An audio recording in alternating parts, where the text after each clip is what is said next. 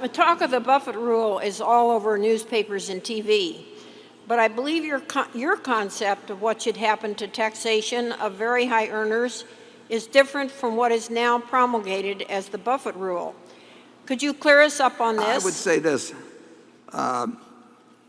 It has gotten used in different ways. I think intentionally in some cases, because it was more fun to attack something that I hadn't said than to try to attack what I had said.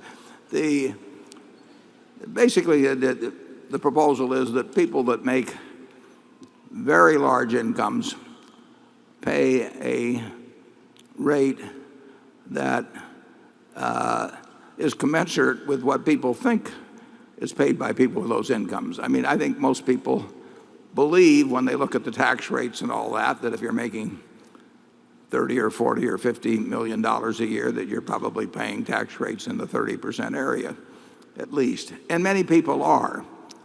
But the figures are such that if you look at the most recent year and you aggregate both payroll and income taxes, because they both go to the federal government on your behalf, if you take the 400 largest incomes in the United States, they average $270 million each. That's per person, $270 million each.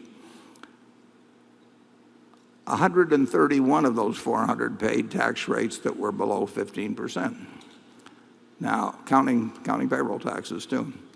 In other words, they were paying at less than what the standard payroll tax was up till we've had this give back here recently, but a payroll tax was 15.3% for most of the last decade. So under the Buffett Rule, we would have a minimum tax only for these very, very high earners that essentially would restore their rate to what it used to be. Back in 1992, when the average income of the top 400 was only $45 million, there were only 16 out of the 400 that were at 15% or below. But now there's 131. There's still plenty of them that are paying in the 30s. I wouldn't touch them.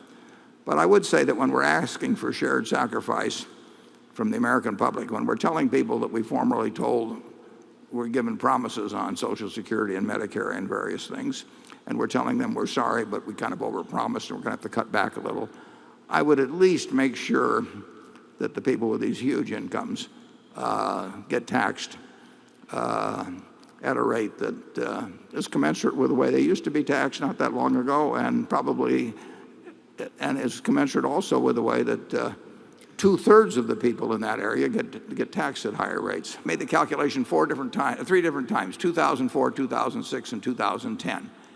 And in all three of those years, when my income was anywhere from 25 to 65 or so million, I came in with the lowest tax rate in our office, and we had maybe 15 to 22 or so people in the office at different times during that. And everybody in the office was surprised. They were all in the 30s, and I was several times, in this area of 17%.